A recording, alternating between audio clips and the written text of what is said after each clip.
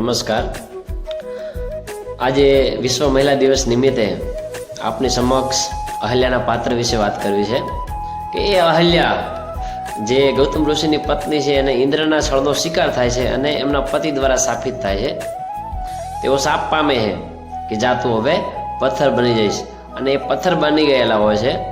પછી ખાસો સમય વીતે છે અને ત્યાંથી એ રામ અને લક્ષ્મણ બંને ભાઈ જતા હોય ને એમની ચરણ રજ જ્યારે એ પથ્થરને અડે છે અને એ પાછી શિલામાંથી એ જીવિત બને છે.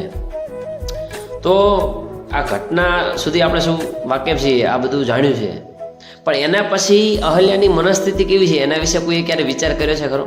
નથી કર્યો. કેમ કે આપણને એનાથી કોઈ નિસ્બત નથી કે મહિલા પાછલા સમયમાં શું પીડાય.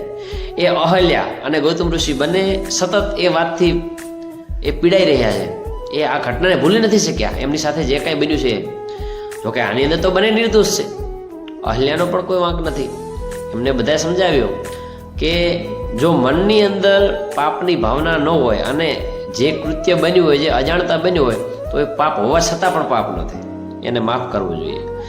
તેમ છતાં એ અહલ્યા એ આખરે જ્યારે ગૌતમ ઋષિ એમની નજીક આવે છે ત્યારે એ પાછા ગૌતમ ઋષિની અંદર એ એમની સાથે જે છળ બન્યું છે એ ઇન્દ્રને અનુભવે છે, પાછી શિલા બની જાય છે.